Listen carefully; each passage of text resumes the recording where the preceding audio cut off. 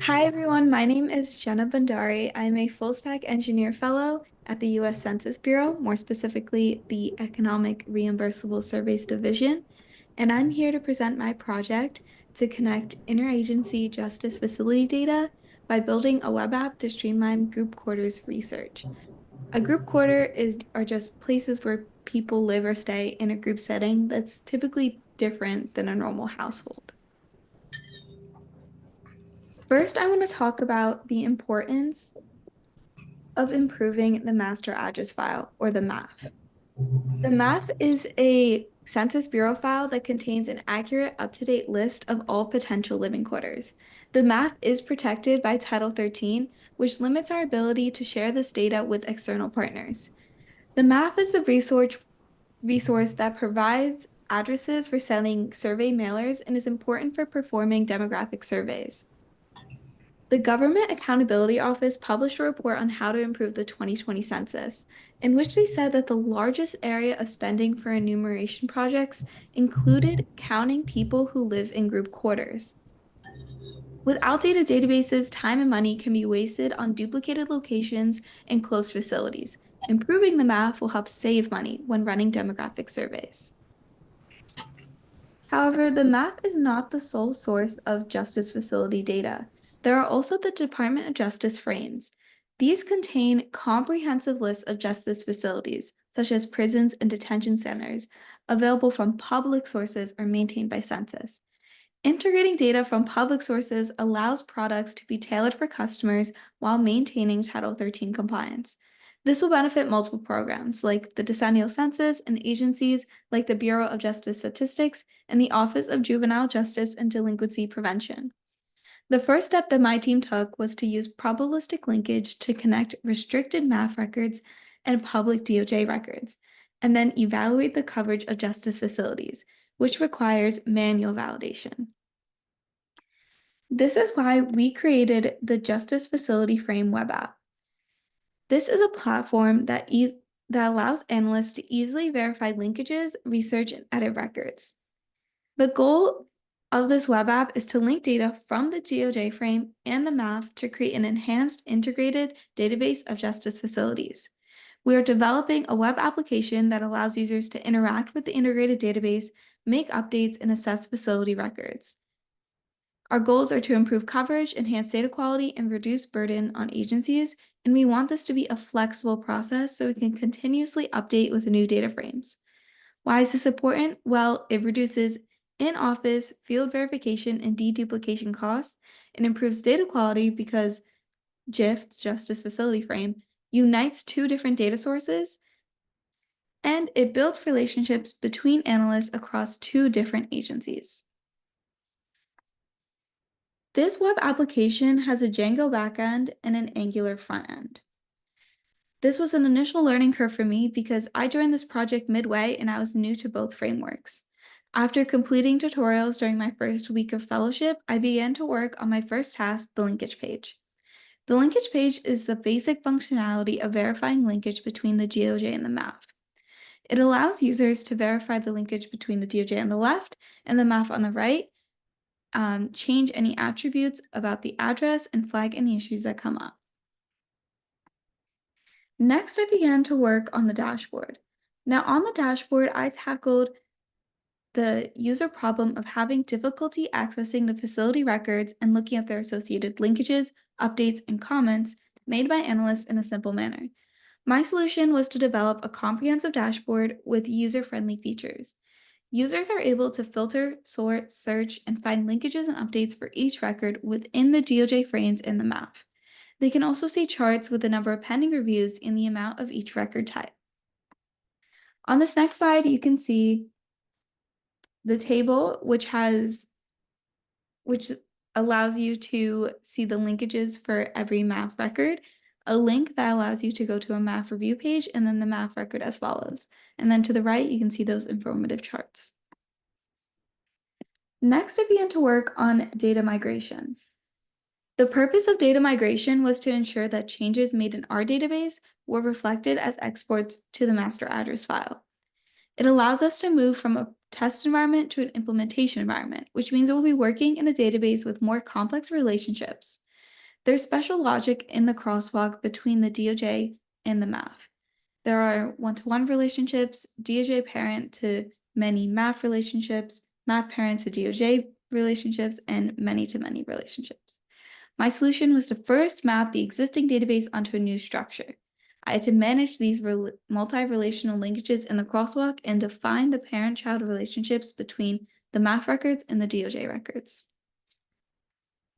Here you can see the new database that has those parent-child relationships. The Justice Facility Frame makes an impact. The Justice Facility Frame is currently being used to evaluate MAF and DOJ facilities by internal analysts. It has improved the accuracy and coverage of justice facility data in preparation for surveying, and in the future, this app could be adapted for validation with other datasets like web scrape data, or we could develop advanced functionalities like an algorithm to decide which cases should be prioritized for human review. We will also be engaging with other agencies by delivering data products to partners and building relationships between analysts across agencies. Something that is exciting is that the Justice Facility Frame will be used for the 2026 census test. I really want to thank my team, Z, Claire, Keith, and Michaelin. I love how everyone welcomed me with open arms. Z and Claire were previous Coding It Forward fellows, and they're always there to help me out and teach me new things. I also want to thank Cassie and Yuyong in CIF and my mentor, Anna, who gives great advice. This project was not just an investment in developing my skills, but it benefits the decennial census and helps set census on a long-term path to integrate with external agencies. There's additional work to be done that will be continued by my team, maybe other fellows, and even me if I can return. This has been a really great experience. Thank you for your time, and let me know if you have any questions for me.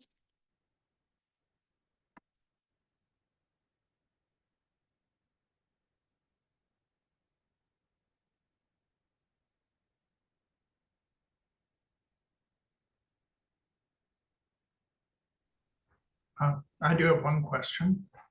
Do you know what the update frequency is on the justice frame? Is it done on a rolling basis or do they do it periodically?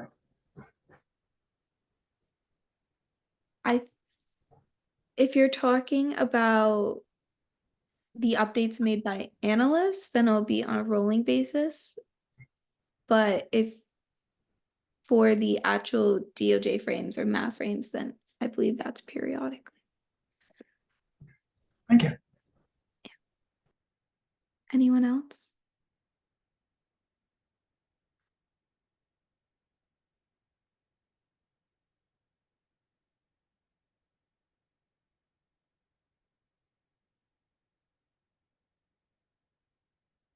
Lucy? I just wanted to say first off, I loved your presentation. This sounds like a really cool project. So thank you for presenting, and it was really cool to hear about. I'm just curious, like, is there anything about your project that you enjoyed the most or found like the most challenging? I know you mentioned being new to these web frameworks, anything like that? For me, the most challenging part was the database migration because of the different relationships I had to define. It required some recursive searching and things that I was new to. And, I'm a full stack engineer, so most of the stuff that I like was the dashboard stuff. It was fun, like building the wireframes and just like making it a pretty product. And I liked building that and just like adding a bunch of new functionalities as I progressed through the weeks. Thanks.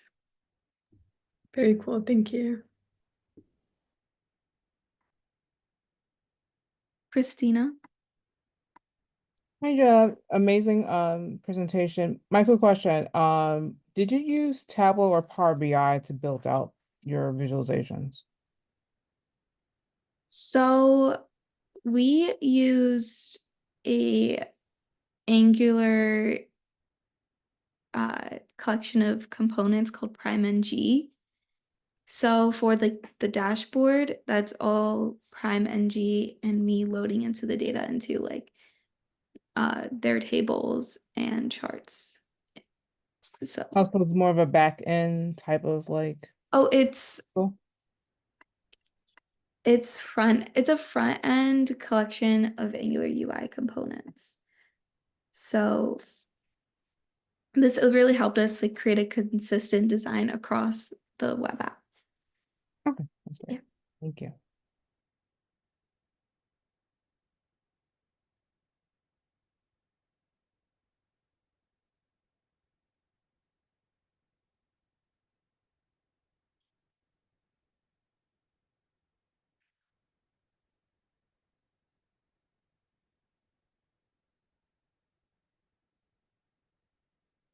All right.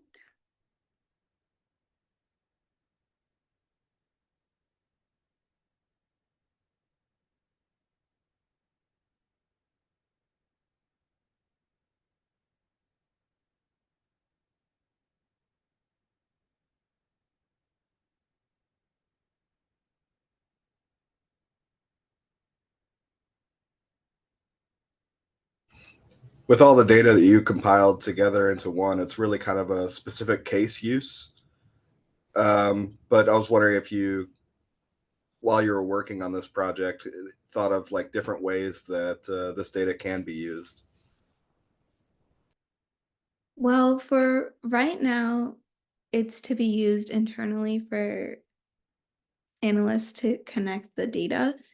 But I know in the future there is plans to make it a public facing tool, so people are able to see the different facilities that are there and like see the most up to date and like high quality data there is. But for now, yeah, this is like the use case for it. It could also be used for other data sets to help like connect them and make it a more high quality data set as well.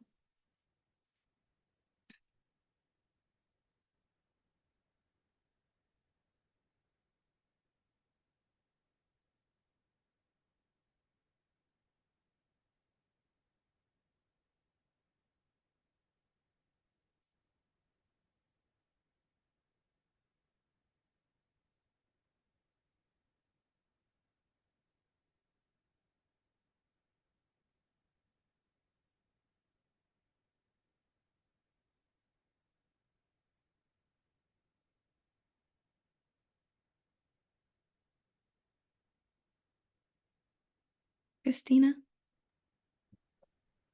I have another quick question. Can you give me an example of what a linkage will look like, I guess, between maybe one or more facilities? I'm just trying to make sense of what that term in this context means.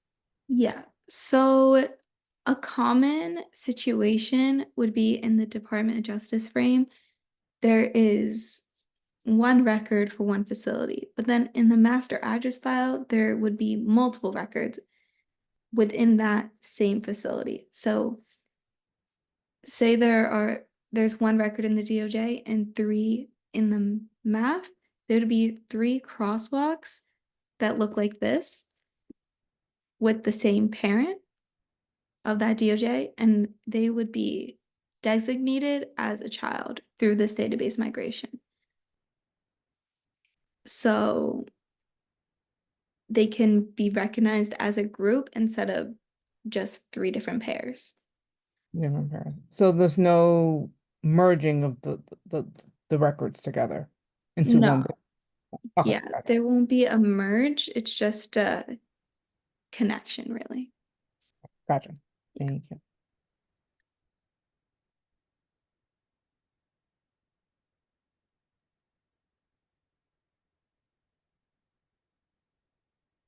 So here, if you see in the middle, there is a DOJ relay and a MAF relay, and that sort of defines if it's a parent or child or if it's in a many-to-many relationship, which are a little bit more confusing, but they do happen within the data.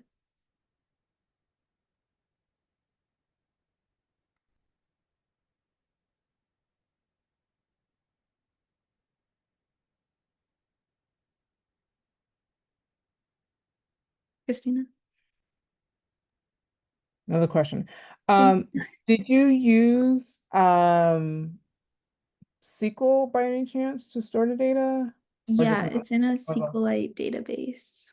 Okay, gotcha. Yeah. So that data is stored in the Django backend, and then from the front end, I call that REST framework. Mhm. So that's how all that data is populated in the front end. Awesome. Thank you all for listening. Have a No good day. problem.